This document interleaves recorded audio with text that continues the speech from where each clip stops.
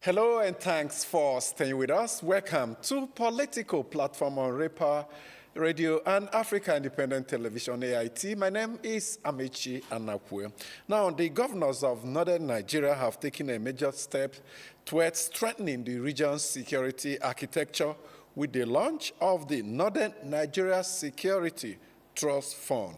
This is an initiative designed to mobilize sustainable funding and foster stronger collaboration in addressing the region's growing security challenges. For more than a decade, northern Nigeria has faced persistent threats ranging from terrorism, armed banditry, to kidnapping, farmer-herder conflicts, cattle rustling, and other forms of organized crime. These security concerns have not only claimed thousands of lives, but have also disrupted agriculture, commerce, education, and investment, underscoring the need for innovative and coordinated responses beyond conventional government funding. And so the Security Trust Fund is expected to serve as a platform for partnerships among state governments, the private sector, development partners, and civil society to provide critical support for security agencies through improved logistics, intelligence technology, capacity building, and community-based initiatives. Now, those behind this move believe the initiative will enhance regional cooperation while complementing the efforts of the federal government and existing security institutions. Now, the launch of the Northern Nigeria Security Trust Fund raises very crucial questions begging for answers. They include, will the trust fund succeed where previous security interventions have produced mixed results? How will transparency and accountability be guaranteed in the management of the fund? What mechanisms will ensure equitable distribution of resources across the 19 northern states? And beyond financing security operations, how can the initiative address the underlying causes of insecurity in northern Nigeria? That's the socio-economic factors. These are the factors that fuel insecurity, including unemployment, poverty, and exclusion of the youth in productive processes.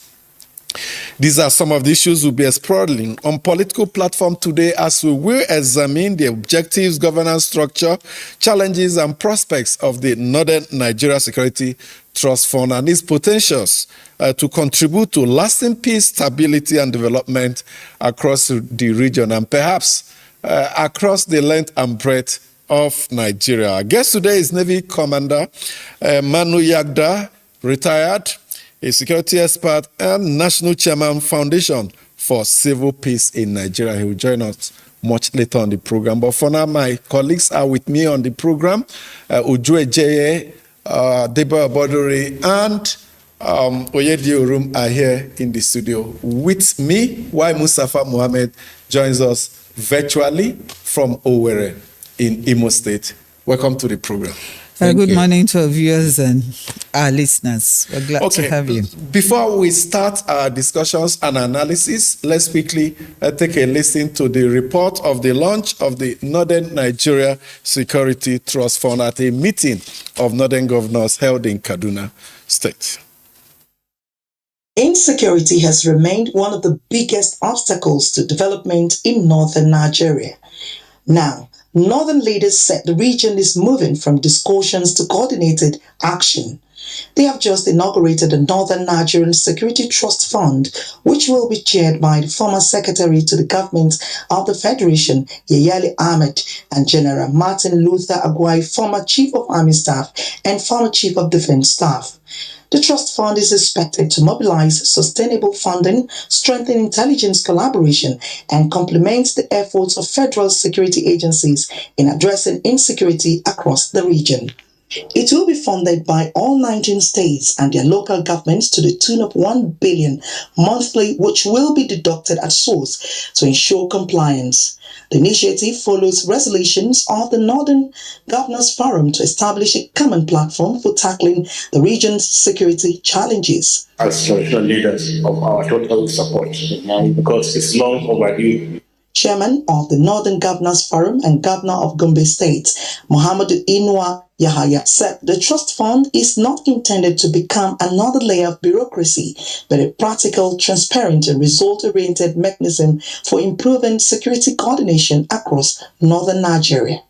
He urged all 19 northern states to show cooperation commitment to ensure the effective operation of the fund. Our people are not looking for another institution. They are looking for action, protection, stability, and hope. The success of this fund will therefore be measured by the extent to which it supports real improvements in security coordination. Host Governor Obasani of Kaduna State described the trust fund as a significant step towards a coordinated regional response to insecurity. He also reiterated support for the establishment of state police, describing it as a strategic reform capable of strengthening local security and complementing existing national security structures. With Nigeria's vast landscape, the increasing sophistication of criminal elements, and the paltry number of police and military personnel, the creation of state police will no doubt be a force multiplier in our quest to degrade and dismiss bandits, terrorists, and kidnappers laying siege to our communities. The Northern Governors has earlier called for a 6-month suspension of mining activities in the region, citing illegal mining as a major source of funding for criminal groups. The inauguration of the Board of Trustees marks the beginning of what Northern leaders describe as a coordinated regional effort to restore peace, protect lives, and create an enabling environment for economic growth and sustainable development across northern Nigeria.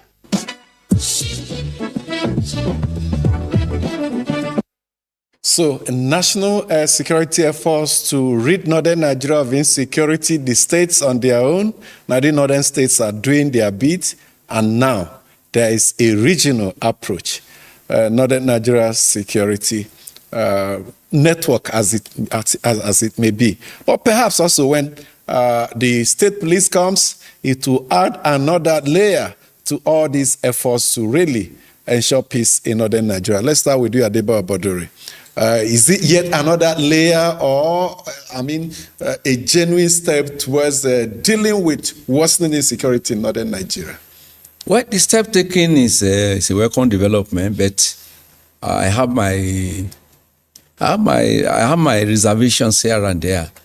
If you recall, as far back as the year 2000, there was a meeting in Kaduna where Governor Abdullahi, then of Nasarawa State, delivered a very powerful statement.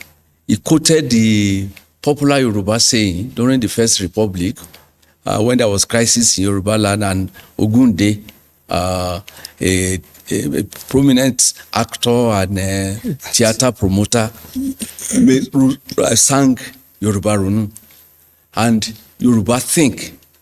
So Abdullahi used that phrase, it is time for the North to think. A lot of challenges here and there. And so is this not the first meeting that is holding?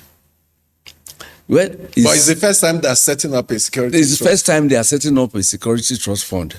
But my worry is that traditional rulers in the northern region of Nigeria have been playing very critical roles in the past. I recall the Rehoboth crisis in Kano. I grew up in Kano. And the security agencies could not quell the riot, bloodletting riot.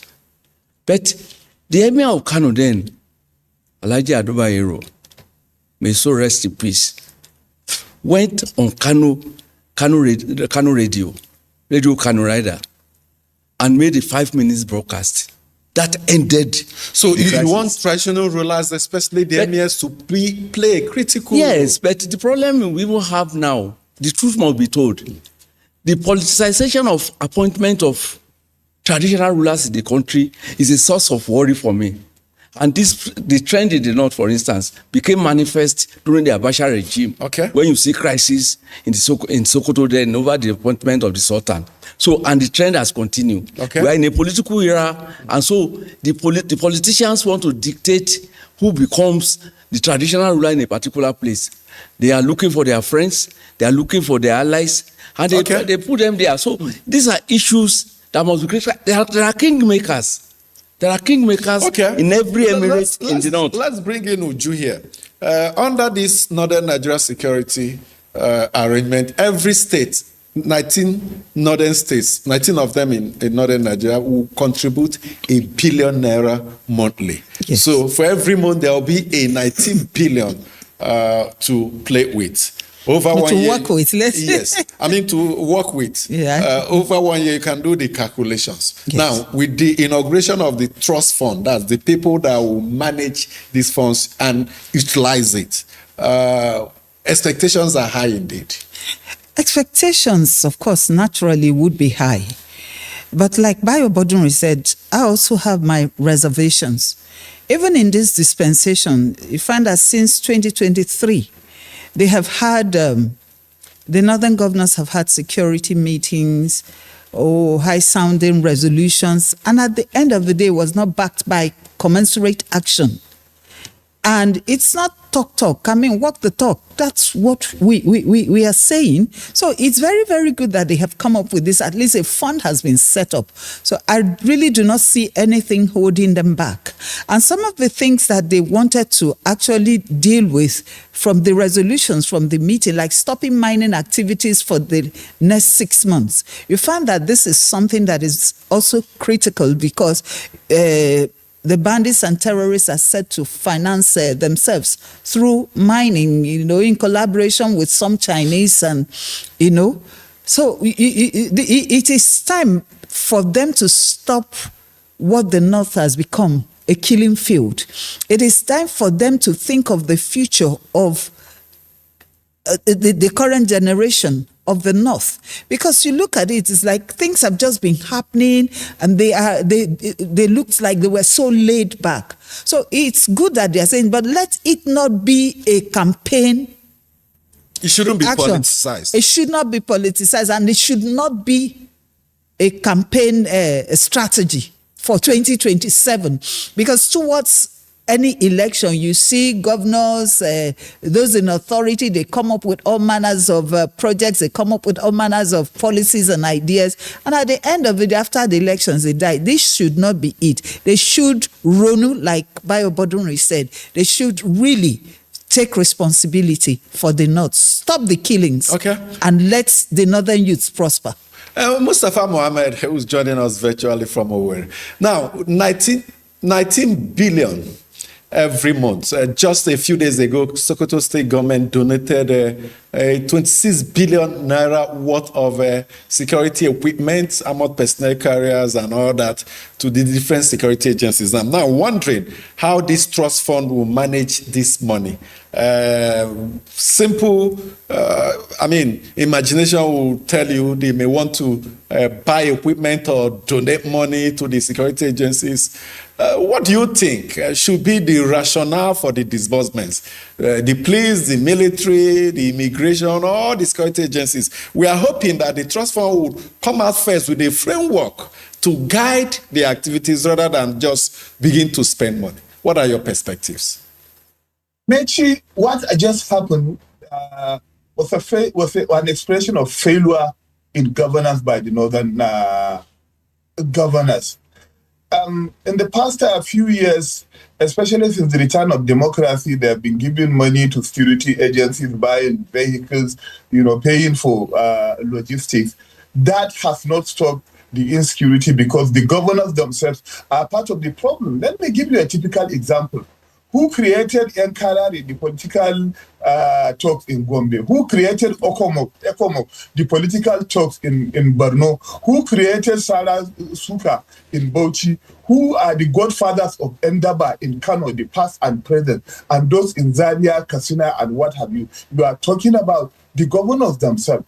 Then you also have the issue of ungoverned spaces around Nigeria, especially the northeast, the northwest, borders with Chad, Niger, Cameroon, from Sokoto, Kebbi, Katsina, down to Yobe, Borno, Adamawa, Taraba. You can enter Nigeria from more than 1,000 points and go out anytime you want to go. And it's this same porous borders that those who are bringing arms and ammunition into Nigeria are using camels to bring them. You are talking about proliferation of arms. This is a very serious issue over the years, despite the ECOWAS protocol, the United Nations protocol on small arms and firearms and what have you. Those problems have not been solved. You also look at the issue of poverty. These governors are spending money taking people who don't have jobs to Mecca and Jerusalem. In their convoys, you see 30, 40 vehicles. If you remove 4 or 5 governors or states in northern Nigeria, the other governors have not shown anything in governance. They remove Gombe, Adamawa, Borno, El-Rufai's Kaduna, and Bauchi. You virtually and hardly see anything these governors are doing, even with the large amount of money they are receiving. Based on what criteria? What criteria did you use to arrive at these 4 exceptional governors? Because a lot of people would disagree with you. Poverty, look at the statistics of the various poverty index, and then the statistics of the index in infrastructure development. You see, 75% of Nigerians live in rural areas. You need to develop agriculture, provide rural roads, potable water, provide for education, so that the Nigerian people will be able to increase their standards of living. Every time there's problem, everybody will look at the federal government. But we have 3 tiers of government: the federal, the state, and the local government. Look at the various development statistics indices in the past 10, 15 years down to now. It's even now, as you are looking at over 33 million displaced farmers in the past few years. Then all this 1 billion naira each governor is given per month. How are we sure that some of these monies will not come back to the pockets of these governors for campaign? We'll come back to you. We'll come back to you, Mustafa. But let's hear from Oyedia room. You've try and sum up with your own perspectives the different issues put on the table by our colleagues. Well, Amechi, I must agree with what Mustafa has said. You know, the northern Nigeria has been one region of this country that have been badly affected by insecurity, and I think this is the right step in the right direction by these governors. But however, there are mixed feelings to some of these things. You know, this is not the first time monies have been pushed to security, and yet we're yet to see the result come out from it. You know, there are times where some governors, monies were given to the governors, some states that I will not mention that were badly affected by insecurity. We've not really seen much done yet. We're still hearing about the issue of insecurity in northern Nigeria. Now, I think the government should focus on building strong institutions that can stand the test of time. The basic issues of, you know, quick response when things happen. Take, for instance, a lot of questions were raised when the issue of abduction happened in Kebbi State. Who gave, you know, orders for the security who were there to leave? And we're yet to have some of the answers to some of these questions. I think we should focus on the basic. Government time and time again have said, we know the financiers of these, you know, insecurity, but we've not seen heads roll. Rather, we keep, you know, putting more money, and we've not really seen results. So we should focus on the basic than just throwing money all the time to this issue of insecurity. Okay, the issue is that many people have called for something new, different approaches and new methods in dealing with insecurity, and the northern governors responded with this security trust fund. To that extent, one can say kudos to them for taking that move. But beyond that, what about the underlying causes of this insecurity? Now, we have seriously in the past talked about the difference between the disease and the symptom. Are we chasing and dealing with the disease? Or are we running after the symptom? what are the diseases that is ravaging the country to throw up this insecurity? Socio-economic conditions. Are these governors based on their actions? Those that have been there in the past, those that have occupied this seat for the last 3 years or so, have they tried to enthrone good governance in such a way that the wealth of the people will be equitably distributed to their citizens and residents of their state? Have they provided opportunities? Have they sent children to school? Have they done so much in reducing the about 20 million out-of-school children in Nigeria, majority of them in northern Nigeria? These are the diseases.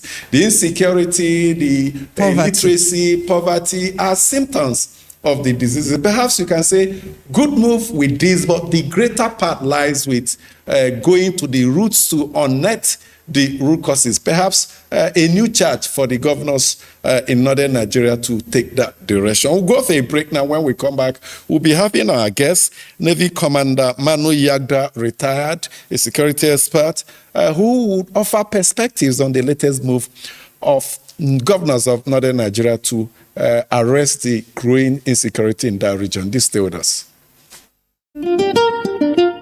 Hello, Nigeria. You asked for it. Now you have it. The ongoing nationwide continuous voter registration exercise has been extended to Sunday, 26th of July, 2026. It gets better. From Wednesday, the 8th of July, you can now start and finish your registration using your smart devices from wherever you are. Simply visit cvr.inecnigeria.org to complete the process, including your biometrics. No more queue, no unnecessary travel, just a simple, secure, and convenient registration process. Remember, the physical registration option is still available at all INEC state, local government offices, and designated centers. Your power to vote just got stronger. Register now. This message is brought to you by the Independent National Electoral Commission, INEC. Making your vote count, consolidating our democracy. The stories now break online.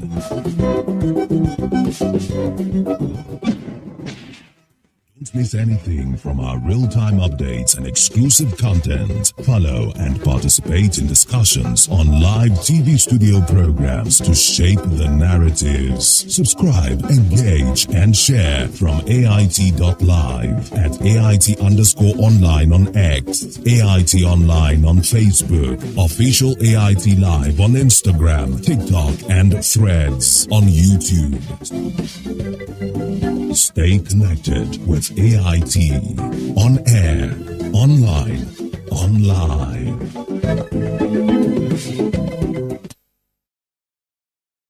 Thank you so much for staying with us. Let's welcome our guest to Political Platform this Friday. Navy Commander Manu Yagda, retired, is the National Chairman, Foundation for Civil Peace in Nigeria. Thank you so much for joining us.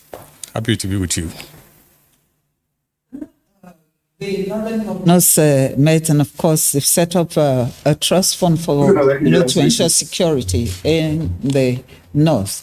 Now, if you look at what has happened, this is the first time they have been meeting severally, but this is the first time that a fund is being set up.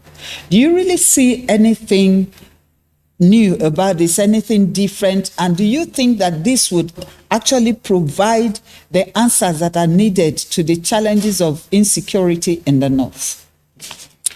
Well, before the board for Northern Nigeria Security Trust Fund was constituted, every state, they used to have their own security trust fund. Borno had it, Bauchi has it, Adamawa has it, almost all the states. Up till now? Yeah, they have it. Different from security votes? Yes, different. No, they normally put it under the ambit of security votes. But the problem with the individual state security votes is the transparency, how that money is spent, are not there. This is the first time the 19 governors will come together and say, okay, let us have a joint trust fund, Northern Nigeria Security Trust Fund. Now, it is too premature to say whether they will succeed or not. Number one, if they must succeed, the first thing they have to do is they have to insulate this security trust fund from politics. That's number one. Number two, the issue of transparency. How do they collect the money? How have they spent it? Is the money available for public auditing, or how do they do it? Then number three, if you look at the mandate, they have been given 5 mandates. Now, how these board members, how do they manage this board? Is it the type of expensive management that with waste of money, or the way they spend their money that people don't know about it? If they continue that way, it's not going to work. So we cannot say whether they will succeed or not, they will not succeed. But what is very important now is, if you see the members of the board, these are well-experienced security people. But they brought them together. All of them. And most of them, I know, in fact, almost all of them. If they remove politics out of it, if they manage the board honestly with transparency, then they will succeed. But as long as they continue to, as long as they bring politics into it, it will just be like any other institution that they created to waste public fund. Let me ask you, sir.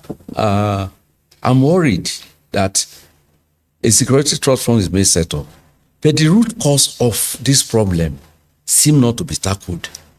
The first that I'm worried about is the administrative system. Let's take Kano, for instance, where I grew up. You have Yandaba, and then you see the people who became members of Yandaba.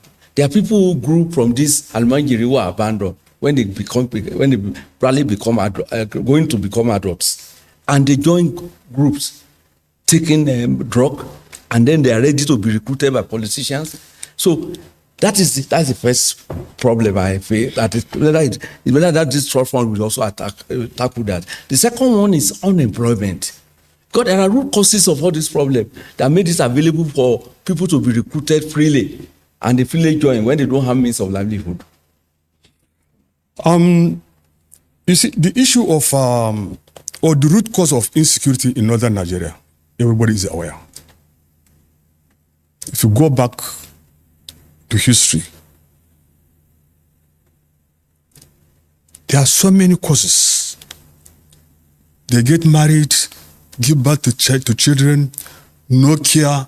A child will be as young as 6 years. You carry him, go and give him out for him to go and become Almajiri. These are the root cause.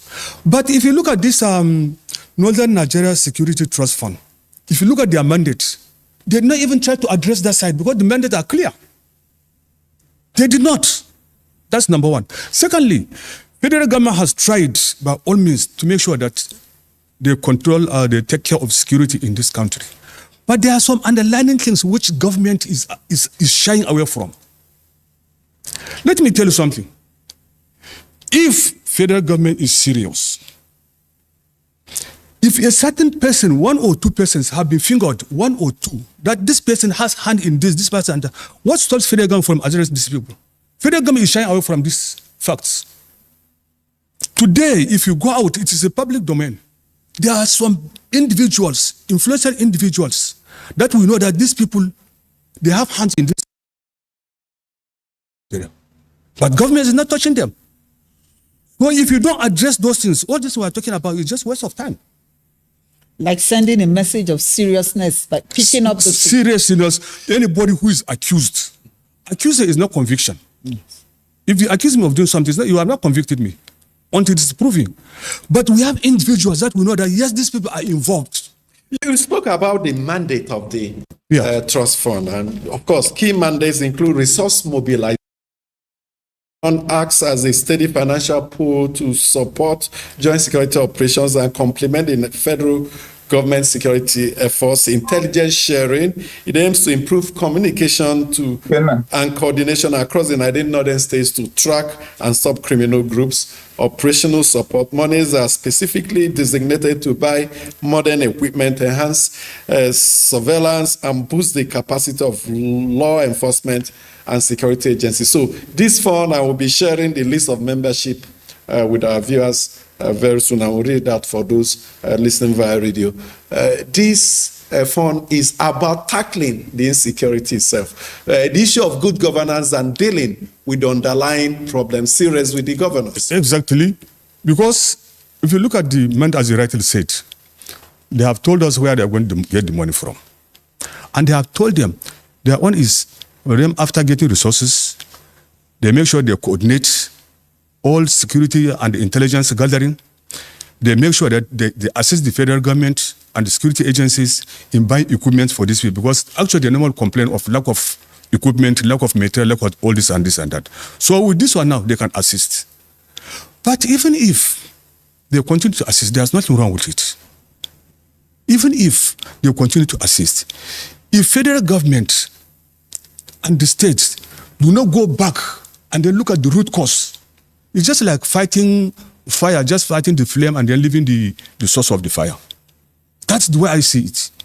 So I hope it's not going to be like our usual way of siphoning public fund. I hope it will not. So we'll live to see.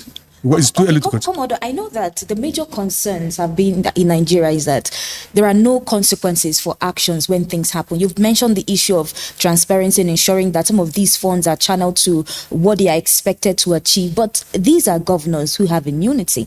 And if these monies eventually, we're not foreseeing that, are used for probably campaigns or something else, should anti-graft agencies, take the bull by the horn and ensure that health's role in this? Let me tell you, even the anti-graft agency you are talking about, they too, they've been politicized. They've been politicized because we have so many things that, okay, let us take the instance. It's not good to remember. Let us take the instance of the issue of NNPC. They came out with bogus this and say, okay, let us investigate. Senate said no. They say no. But the concern is the timing. The concern is the timing, because if you look at it, each time election is approaching, they will come out with bogus programs. They will say, okay, they are going to give contract for dualizing this road. They are going to give contract for this. They will establish this and that. And this is just for them to have money. As soon as the elections are over, you discover everybody will go back to the shop. Okay, we are sharing, the names of members of this trust fund now on our screen. If you take a look, there are people that have been involved with public service at highest level with security agencies. For instance, Lieutenant General Omar Farouk Yahaya, retired, represents Sokoto State as Chief of Army Staff. Former DIG Hafiz Mohammed Inua, Jigawa State. AVM, that's Vice Marshal Kabiru Aliyu, retired, Taraba State. You have Director of Sports Defense Headquarters, Commissioner for Security in Borno State, Senator of the Federal Republic, National Coordinator, National Center for Control of Small Arms and Light Weapons, Chief of Army Standards, and so many of them, people that have been well exposed with security agencies and bureaucracy at the highest level. Now, I wanted to ask, why is it really difficult? Why has it been difficult for the northern governors to address the core issues behind the insecurity in the north? I mean, particularly the poverty. Some people have advanced some conspiracy theories like, they prefer people who will come and be doing rankadede for them. Every morning they share kose and pap to them. And so long as you keep the people down, so long as you keep them unenlightened, then they cannot revolt, they cannot question you, they cannot ask for accountability. So it's better to keep them that way. How can that be stopped? Well, you see, the problem is with the people. The problem is with the people.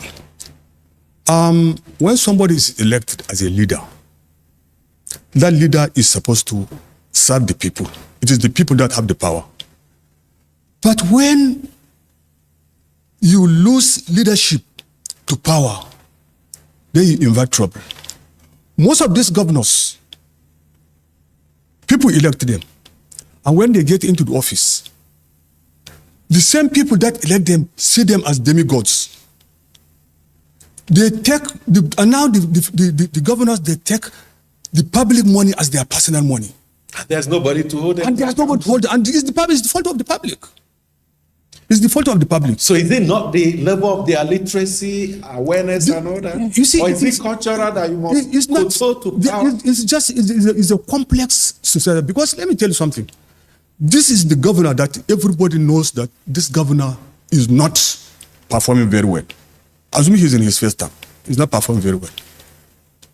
By the time election comes, and he comes out with money, the same people that are saying that this governor is not this thing, by the time he collects 5,000-10,000 naira put in his pocket, he has forgotten about it. That's weaponization of poverty. That's weaponization of poverty. They need to survive. Yeah, exactly. So until such a time, I always say it. People say I'm wicked, but I always say it. I think Nigerian masses, we have not suffered much enough. That is why we don't think very well. No, I don't know whether Mustafa is still with us virtually. Let me ask you a question, sir. Yes, sir. Is Mustafa? Okay, Mustafa has gone. Let me ask you a question, sir. If you look at the north, every community, you either have village head, district head, and emir. And there was law in the past. Once they say, put a stop to this, the citizens will listen. Yes. What do you think? Why is the missing link? That those voices that used to control people in the past are now either silent or of no effect. It is very easy. In those days, there was a sharp demarcation between traditional rulership and politics. But you see, the Nigerian constitution has placed most of these traditional rulers under the governors. Now, if there's any traditional ruler that does not listen to the political leader, that's the governor, they can easily remove you. So that's why you discover that not only traditional rulers, even the military of those days, they are not military of today. I'm sorry to use that word. I'm part of them. Because that time we take military as a profession. But it's not a profession. It has been politicized. How do they appoint service chiefs in those days? How do they appoint service chiefs now? In those days, they don't say, okay, unless we are from a place. But now, let me tell you something. Anybody who becomes Mr. President of the country, he makes sure he put the service chief from his place, whether he's qualified or not. In those days, it wasn't like this. So, traditional rulers now, they are now completely under the ambit of the governors. What the governor said, that's their work. A governor will come, you take traditional ruler will go out. In those days, maybe only Oba of Benin. I'm sorry to use that as an example. That doesn't normally go out to go and welcome governors. But all of the traditional they do, which is wrong. But Commodore, you actually said that Nigerians have not really suffered enough. We have not suffered enough. What else do you want Nigerians to do? Because I think they only have their voices to speak, and they have spoken a lot of time. I understand. And nothing has really happened. Until such a time, a mass from the north, if there is an Igbo man who has a problem, a man from the north should know that it is his problem too. If there's a problem in the north, somebody from the southwest should know that this is our problem too. Until such a time we harmonize, and then we know that our problems is a joint problem. It will never happen. Because if something, let's talk about them now. If they say, okay, let us organize a demonstration in the north. Somebody from the south will say, no, these are northern issues. They will not do it. If an Igbo man has a problem, or maybe they have a problem with the government, if they want to do riot or they want demonstration, somebody from there says, this is not Igbo people. So they don't care. So until such a time that we know that your problem is my problem, and my problem is your problem. Okay. Let's bring in Mustafa Mohammed now. Yes. To land a question. Mustafa, over to you.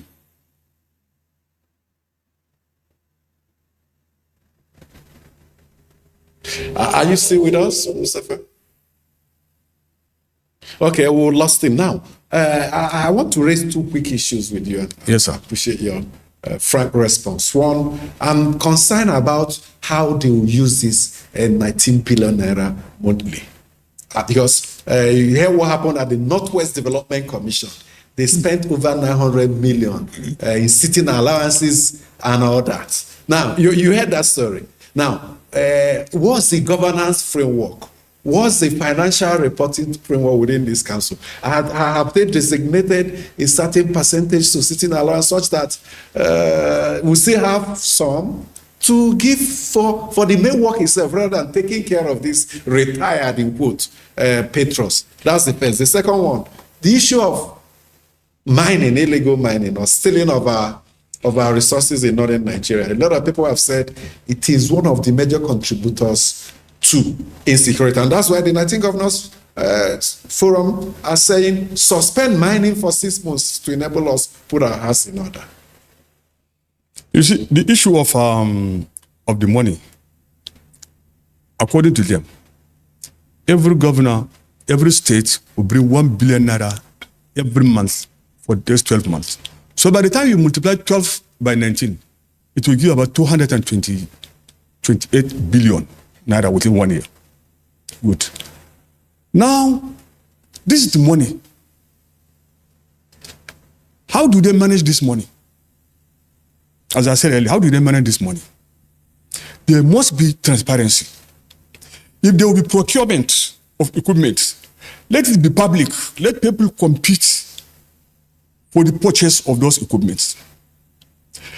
Otherwise, if they make the management of this board very expensive, then things are not going to work. Because if they say, okay, maybe there's still arrangement, they can just decide and then say, okay, they will release so amount of money for every city. And sometimes they'll just go there and then discuss some few things and then disappear and then they collect their allowances. This is the lack of transparency we're talking about. So if they want it, let them come out openly and let Nigerians know how they are going to operate. Every bit of money they spend, let it be accessible for auditing.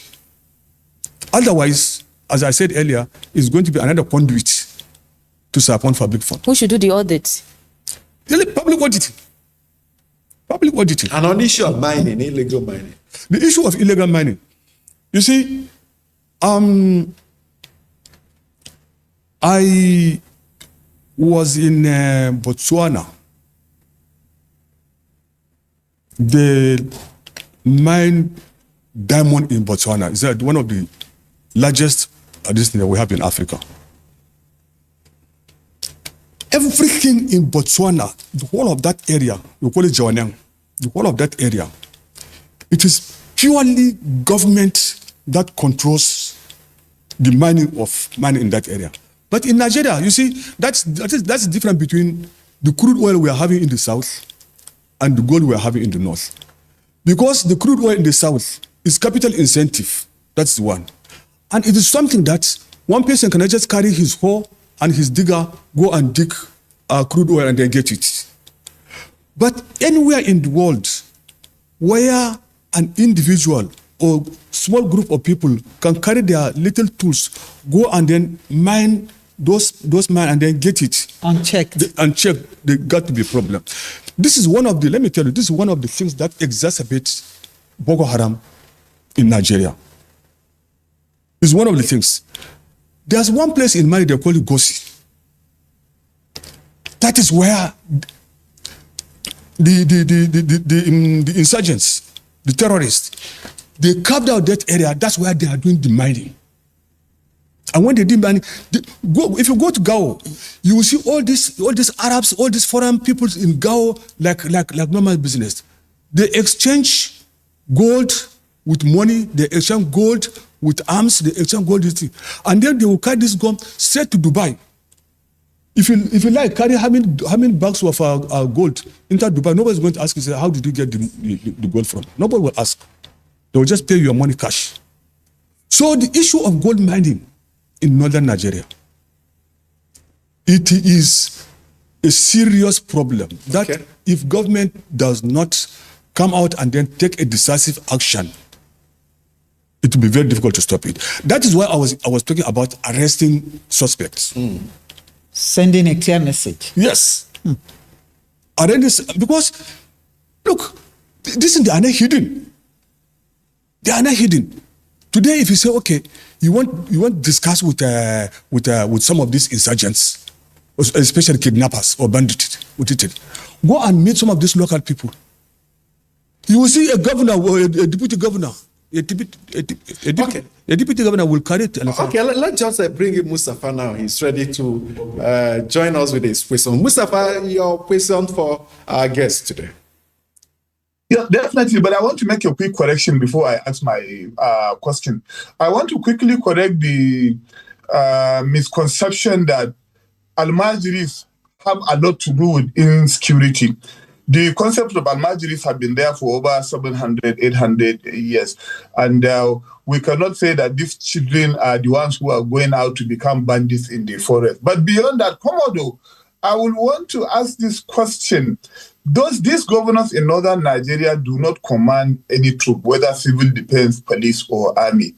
The highest they can do is forming their own vigilante, and they have a limit to which they will carry out their operation. Don't you think it will cause crisis between what they intend to do with the federal forces? And secondly, with the amount of poverty politically created with bad governance in court, do you think this scheme can succeed? Because where there is poverty, there is also social unrest. Well, the issue of poverty you're talking about is a very serious issue. And it is not only synonymous to Nigeria. There are so many countries that are poorer than Nigeria, and they are behaving well. In India, for instance, I was in India for quite a long time. India is 5 times the size of Nigeria. It is almost 8 times the population of Nigeria. It is more complex than Nigeria. But when I talk about poverty, there are some people in India that their poverty is worse than Nigeria. And yet, they don't have the type of insecurity we have in this country. You see, when people are talking about Al-Majiris, why they become nuisance. In Nigeria, when you allow your child to go and grow up in the streets, there's no parental care, no parental guidance, he becomes a nuisance. By the time he grows up and becomes a man, he must live by nature, he must live. So he will do whatever he wants to do and then live. If you want to send your child to go and read Quran, for instance, you don't need to go and send him as Al-Majri. He can stay in the house, learn his Quranic verses, and then become useful. But you will give birth to a child of 6 years, you just throw him out. How do you expect that child to be useful in the future? If there's any crisis, they are the one causing destruction. In 2000, when there was crisis in Kaduna, I was in Kaduna. If you see the people that were really burning people's houses and burning shops and all this and that, most of them they are below the age of 18. Small boys. You think if you have a child in your house, if that child grows in your house, if you have your child, will you allow your child to go out to go and do rioting? You will not. But because they grew up in the streets, that's why they are causing this problem. So the governors, they have big responsibility. They are the cause of the insecurity in this country because they saw the discord. They are the cause. So since they are the cause, they should find solution to it. Okay, would you quick last question? Back to the fund. Are there embedded mechanisms to monitor and to track the fund and how it is expended? It is too early for us. Let us see how they will take off. Maybe they will come out there because so this there's one. Something in the mandate to. No. In the mandate, there's nothing in the mandate. They say yes, let there be transparency, but this one is a generic statement. Let them constitute themselves first. As when they start operating, then they will let Nigerians know how we are going to get access or how transparent they are going to be. so that we can monitor The the. governor must also be thinking probably another fund to develop that area, that zone. Yeah. Okay. Okay, just quick mention of some of the conversation on our YouTube channel, Ray Power Abuja. In the absence of our mail on our feedback segment, our apologies for that. Onume Anelka says, heaven bless this man. You have said everything about the Amajeris. Princess Ilesami Michael Obad says, God bless you too. Oyewale Ojo says, Ekmodo is jamming and driving in the nail into the right places, and you're hitting it right where it belongs to. Emmanuel Ede says, if the aim of the Northern Nigeria Security Trust Fund is to be serious-minded one, then the success will be sustained. Of course, the much we can take about some of the many comments and discussions, conversation going on our YouTube channel, Ray Power Abuja. I have to thank you so much. Navy Commander Manu Yagda, retired, National Chairman, Foundation for Civil Peace in Nigeria. I hope that you continue to work for civil peace across Nigeria. Thank you so much for joining us today. I'm most grateful. Thank you. We're happy to be with you. Thank you also for being part of the program. My name is Amicha Napu. Have a good time.